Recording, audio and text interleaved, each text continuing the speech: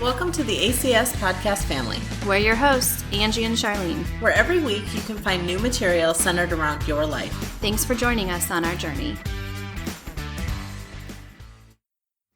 Hello, welcome back. We are so excited to be talking to you about mindset in October. So we are on week 1, episode 10, and we're just going to jump right in to how we talk about ourselves. Mindset is huge and can be a stumbling block for what we can accomplish, or it can help us achieve greatness in our lives for whatever it is that we're going after. So getting your mindset right is the first step in that process. It's even more important than any action that you can take. So really jumping into that and talking about how we talk about ourselves and the language that we use is super important.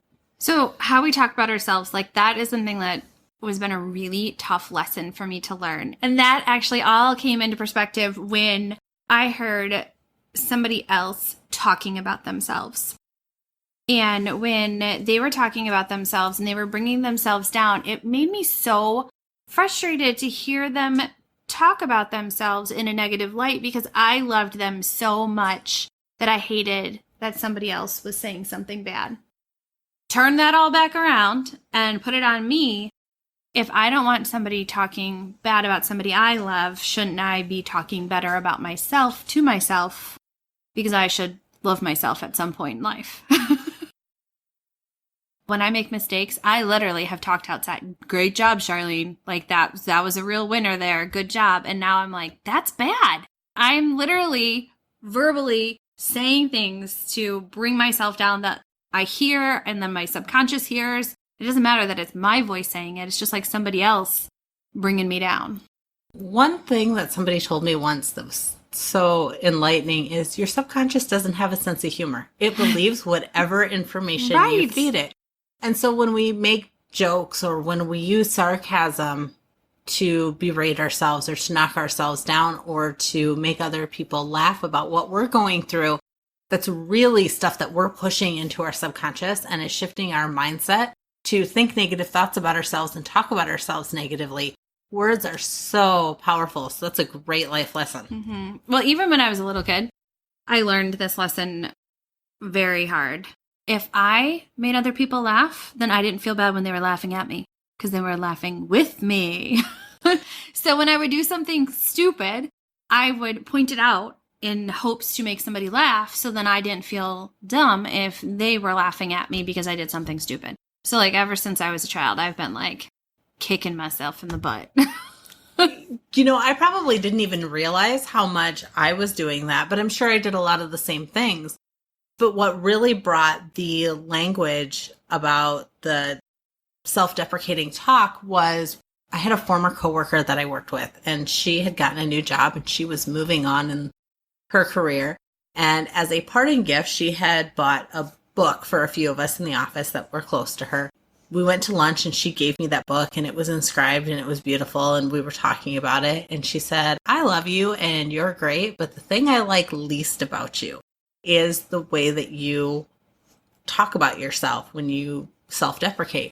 I don't remember exactly the words that she used, but that has really stuck with me and is one of those things that I've really learned to watch my words and watch the phrases and to say good things about myself instead of bad things. Right. I feel like we're giving other people permission to laugh at us. We're giving other people permission to talk bad about us, just the same as the whole if they're laughing at you or laughing with you, not laughing at you. Like you're saying, it's okay to be like, come on, Charlene, that was a dumb mistake. Because I say it out loud to myself. That's just telling you it's okay. I'm used to hearing that.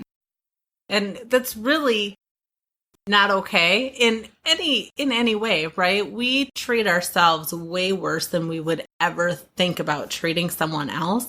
But the thing is nobody can treat you better than you treat yourself, right? Which can be a big concept to understand.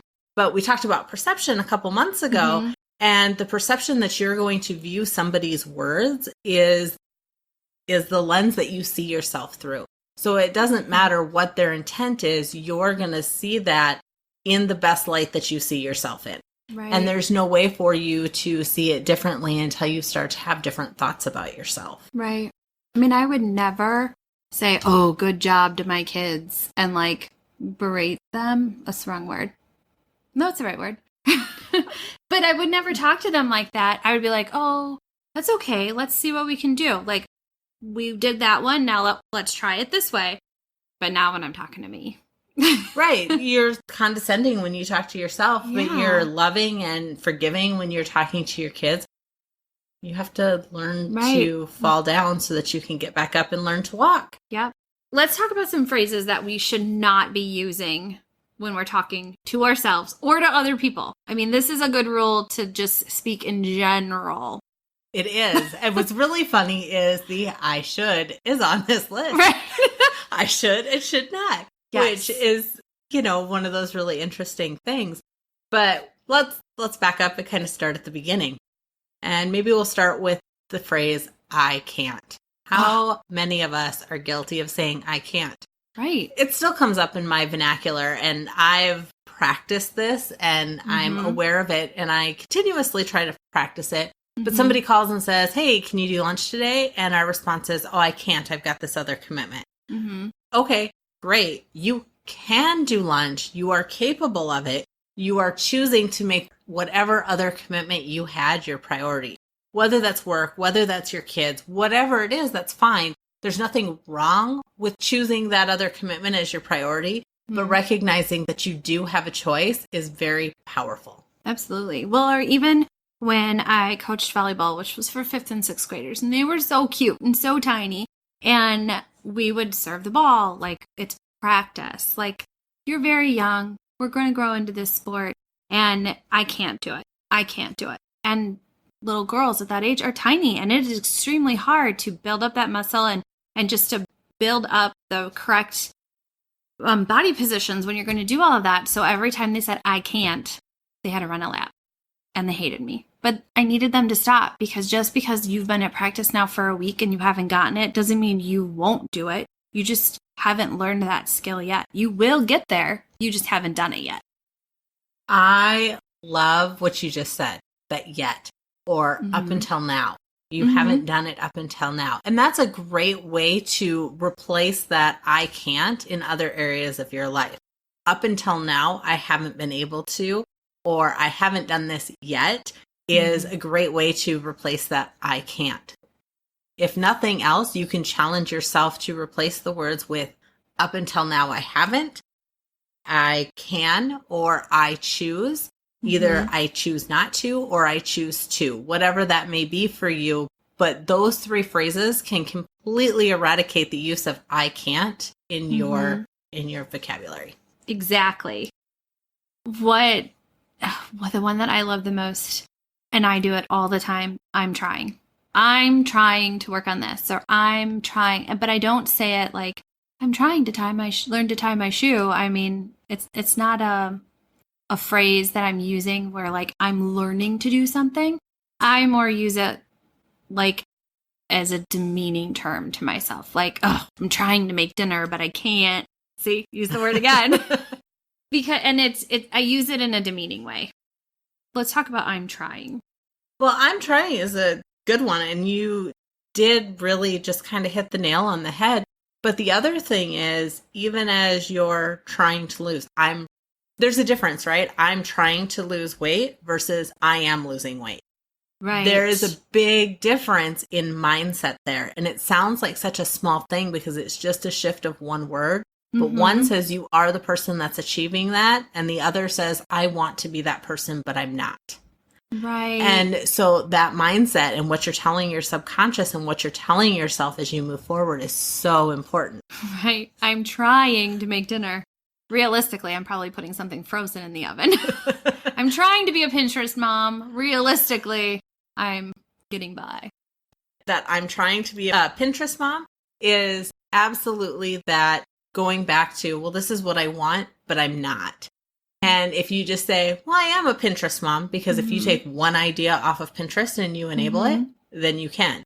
Do you know how to take a pen and put it on a piece of paper and write letters in the English language or in the Chinese language or whatever language? But do you know how to do that? Then you are a writer. So instead of trying to be a writer or I'm trying to do this, you are that and you just keep practicing and you will get better at it. But there is nothing preventing you from being that or identifying as that type of person. Right. Oh, I love that. So I've been like a Pinterest mom for like 3 days. And not recently and not in a row. Well, I'm a Pinterest mom and all I've done is pin items. Right. I don't even know that I've done any. Okay, that's not true. I have done some. It's good. It's good. Yes. Something else that I always say to everybody, and actually you say it too, no problem. No worries. I got this. Like, and it's almost like, instead of like saying you're welcome, or you just say no problem. Like if I said thank you, no problem. Yes. It's almost like you can't accept the gratitude that, oh, and not just you. I'm not just saying no, I do right, it too. though. But Yep. I notice you do it when we're talking and I'm like, great, thanks. No problem. Or no worries. I do it. So I see it. I just think that it's really hard sometimes for both of us and for a lot of people to accept that they did something that made somebody else happy, because it's almost like, well, don't put the attention on me. It's not about me. I wanted to do it for you. It is. That's a really good point. That's a great point. The flip side of that is in the phrase, no problems and no worries, you're focused on problems and worries. Instead of being focused on gratitude or on accepting, you're focusing on problems and worries. So those come from a place of lack and limitation, and we want to come from a place of abundance. So you make a really good point, and there's so many sides of that with the no problems and no worries. Yeah, there really is. I never thought of it like that either. I need to stop doing both. Oh, so let's talk about the need to. See, exactly. Okay. Yes, school me, please. Well, we say need to, and it feels like a chore. Right. We feel like we're putting stuff on our plate. We feel like it's piling up and it's flowing over, and we can't keep up with anything. We need to get up and go to work. I need to get home to do this. I need to do that. Oh, I really need to lose some weight. And all of a sudden it's a chore, and we put up our walls and say, no, I'm fine just the way that I am. I need to, but I don't want to. On the flip side of that, I get to, or I am doing is a great replacement for that. Really talking about that. What do you get to do? I get to be a Pinterest mom. I don't need to go look at the stuff, but I get to. I don't need to lose weight. I am just fine the way that I am. I love myself. I'm happy with where I'm at, but I get to go on this journey. I get to learn something. I get to be healthier. Being able to replace some of that can be hugely powerful in mindset and shifting thought processes as well. I love that, because I say I need to make dinner all the time, and it is a chore. And I do get to make dinner for my family, but realistically, I don't even have to make dinner. I just have to feed them, right? Oh, I can go perfect. through a drive-through and they're going to be fed, and that's good enough.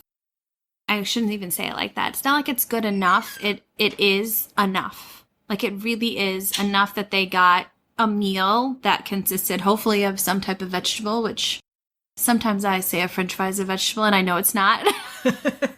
Oh, but then wait, there's lettuce and tomato on a hamburger. So there, I'm good. But we all get busy, and we all get bogged down in this. Well, I need to do this in order to live up to being a good parent, or to live up to being a good employee. I need to work 80 hours a week and not see my family in order to make partner, in order to get a promotion, in order to move up the ladder. And really, that is not a need. That's something that you're choosing to do. So going back to that, right. I choose to, or I choose not to, it's a matter of what you're stating your priorities are. Feeding them is a priority. Feeding them is a priority. Feeding them a 7-course meal every single day doesn't have to be a priority. So, it can be, but it doesn't have to be. Exactly. I know, again, we're going to go back and we're going to talk about money at some point in the future. We definitely want to bring you some stuff on mindset about money. But phrases that are so common are, well, that's cheap. Well, that's really expensive. Yes. And that comes from a place of lack and limitation as well. Absolutely. I just had this conversation. My neighbor and I went out for ice cream with the kids, and don't ask me why. We ended up talking about Starbucks, and I'm like, the only time I take my kids to Starbucks is during happy hour because there's a lot of us, and then I can justify it. But realistically, that $4 drink, I would go through the drive-through at B&G or wherever ice cream is, and I would let them pick out a $5 or $6 ice cream thing. But I don't want them to get a $4 drink because I feel like the drink is expensive, but the ice cream is cheap. And that is really mind-blowing when we had this conversation. They're the same thing. They're both a sugary treat that I should not be giving my kids. I do feed them, just so you guys know, fruits and vegetables and food at home. However, for this podcast, we're just talking about examples. But it just, for whatever reason, that cheap and expensiveness, the drink was expensive at $4 and the ice cream was cheap at $5. Like, that doesn't even, my brain, it was just a mind blown. Have you seen that? Wake up. Have you seen that post on Facebook that talks about how $100 on healthy food is expensive, but $100 on a date night is reasonable? Yes. I don't know if anybody else has seen it. We'll find it and post it for you and share it out so that you could take a look at it. But that's really all about mindset, right? Where our brains are at, where our thought processes are at, and how we view money. Money is just energy. It is just an exchange of energy. That's all it is. And so putting a number on it is what somebody says the value of it is. And it's not cheap. It's not expensive. It just is. Right. And that flows over into, you go to the grocery store and you go shopping and you're doing a comparison and you buy the name brand or you buy the off brand. And if you buy the off brand, you're buying the off brand because it's cheaper. Sometimes it tastes better. Sometimes it tastes better. Well, that's just the point. Like, what was the value? Was it a good value for what you invested in it? And so I would say that's a good spot to take out the words cheap and expensive and replace them with investment. Absolutely. You buy the generic brand because it's a good investment. You're getting a better value for the dollars that you're trading for it, not because it's cheaper. Same thing with clothing stores, right? You go into a clothing store and you choose to buy or not to buy clothing based on the perceived value that you're getting from it, not because the clothes are cheap or expensive.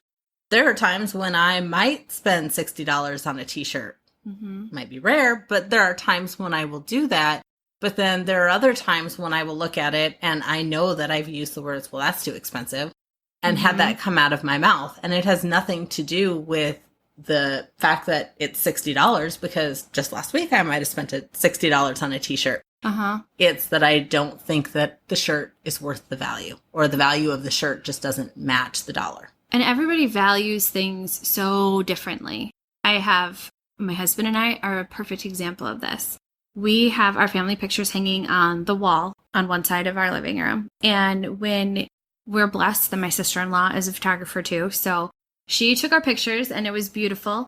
And I printed them really, really big. Well, I print them at cost. I mean, so when he's like, holy crap, that's so expensive. He used a different word. And I said, what are you talking about? I'm like, that's cost. I said, if we were having that hung on our walls, it would probably be a few $1,000s. And he's like, there is no way. I'm sorry, I've stopped trying to talk like him. There's no way I would pay for that. And I'm like, that's really funny because right on the opposite wall of our family pictures is a television that I almost had a heart attack that he dropped the money on it, that he did for his fancy curved television. And I'm like, there's no way. I mean, I do not value that at all. I do not see a value in it at all. And he didn't see the value on, not that he does not love our family or that he doesn't want the print on the walls. Don't think I'm saying sure that. about that. But that he would have done it differently. He wouldn't have had a canvas put on the wall. He would have had, a print, and he would have found a way to bring it down in price because to him that was so expensive. And they're both in the same, like our house is divided, the family pictures and the TV on the other side. But I think that it is. I mean, everybody has their own value of everything in their life. People that spend thousands of dollars on a purse that they use for 2 weeks out of the year, during that season of wearing it is valuable to them, where to somebody else that has no value. That's totally a valid point and completely true all the way around. So at this point, I know that we're about at time where we would normally kind of end our podcast and let that go. But I think today we're going to go a little bit longer because we have 2 more very important phrases that we want to discuss with you and we want to share on, because giving you the ways that you can eliminate that lack and limitation, or the language that causes lack and limitation in your life, and replace it with language and verbiage that helps bring you abundance, is so important. It is. And you guys want to hear us talk more. Admit it. You know you love us. I say this a lot. Well, actually, I don't say this a lot. My kids say this a lot. They made me. Did you break that? Yes, but Xander made me. Blah, blah, blah, blah, blah, which then made me do this, do that, and then that broke. No. You were roughhousing when you shouldn't be. You threw the ball in the house when you shouldn't be, whatever it was. And it broke because the ball left your hand. Xander didn't make you throw the ball. Right. And that's a great example with kids and how that works, and helping kids step in and take responsibility. And as adults, we talk about the way that other people make us feel. They might not have made you do anything physical like throwing a ball, but we say all the time, well, they made me angry. They didn't make you angry. You chose to be angry. You may not know why you chose to be angry, but you did make that choice. And so a great replacement phrase, and we'll talk in a minute about how you can use that, is my experience was. This is the same thing if you go back to one of our earlier episodes when we talked about the Brene Brown special, my experience was, or the story I'm telling myself is. Both of those can be a great shift to they made me. The story I'm telling myself is this, therefore I felt. So that's... Even with kids too, teaching them like, I really wanted to play ball, so I threw the ball in the house. Like, it's okay to want to do something, so you did it. I mean, it's not okay to break the rules. It's not what I'm saying. But again, acknowledging their feelings too, the same way. Your experience was, my perception was, they have feelings. You wanted to play, I mean, I cannot see my 7-year-old being like, my experience was I had this urge to throw the ball. But along those same lines, remember that, teaching them too. Exactly what you said. How to stand up and take responsibility for their feelings. Yes. We could get on a soapbox about that. I'll try really hard not to. We'll save that for a soapbox episode. But the way that as society, we have been taught to suppress our feelings, it's a whole lot easier to point the blame at somebody else rather than step up and take responsibility for the experience that we're having. We really are the creators of our own experience. So whatever you're experiencing, it is a direct result of the thoughts that you're thinking. And if you don't like the experience that you're having, the first step is to change the thoughts you're having about it. Mm-hmm. So changing the language of they made me to my experience was, or the story I'm telling myself is, can be life altering. Yeah, for sure. So one of the last ones, always and never. I always say always. And it's not true. It's not always. When I say, oh, I always need a Dr. Pepper. Nope, I don't always need it. It's just a word. I use it almost as like a filler word, but then my brain's like, wait, you said you need a Dr. Pepper. Where's your Dr. Pepper? And then I have to get a Dr. Pepper. Yes. So I'm telling myself that I need it, and I don't. Always and never, you're right. What you're doing is you're putting yourself into a box. Yes. That I can't do this. Like, I never do this means I can't. You associate it the same way, and that's not true. Maybe 98% of the time you don't, but maybe 2% of the time you do. And that 2%, you give yourself credit for it, and it can go to 3%, and it can go to 4%.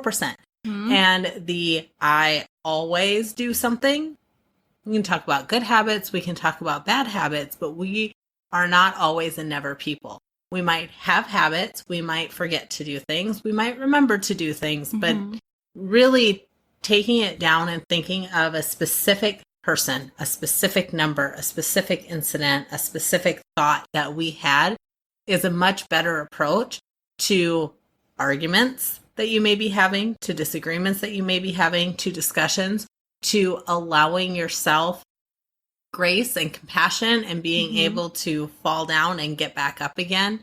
Having those specific examples can be hugely helpful in that, rather than thinking that because something is normal, that it always happens or never happens. Right. Right. I need to give myself grace. I say it all the time. I never drink water. I always drink Dr. Pepper. That's not true. I have water today. But I say that it's just the way that my brain is. And it's exactly it. I need to give myself some grace because it's not always and it's not never. It's a learning process. So I love it when we talk about things like this. I feel like even when we are having the conversation and it's being recorded, like these little light bulbs are going off and I need to like take notes for myself. I know, me too. You were saying some stuff way back at the beginning. I'm like, that wasn't my perception of that, but that's great. Right. So I love it. I think we get I get just as much out of it as hopefully all of you guys out there are getting out of it. And as far as that goes, those are really the main ones that we wanted to talk about today. And next week, we're really going to dive more into the language that we use, and we'll really kind of dive into Gary Chapman's book, The 5 Love Languages, and talk about those. I think we're super excited for that. Yes, we are. So we were going to go ahead and put a link to the book in. So in case you have the opportunity to read the book, because it is such an easy read and you're going to want to be doing it with everybody that you love. Hold on, take this quiz with me. Yes. We'll put the link in so that you can go ahead and get a jump start on that. And then we will talk about it next week for sure. And it's not just going to be a book discussion, but how it applies to our lives, because had some major revelations over the last few years. Yes. It's crazy how you read the book and you're like, oh, that makes sense. Right. So stay tuned for next week and we will talk to you then. And the journey's not over. Make sure that you like and subscribe so you can stay up to date with the latest content and episodes. We love each and every one of you in our tribe, and we want to celebrate your successes alongside you. Share them with us at ACS Podcast on Facebook.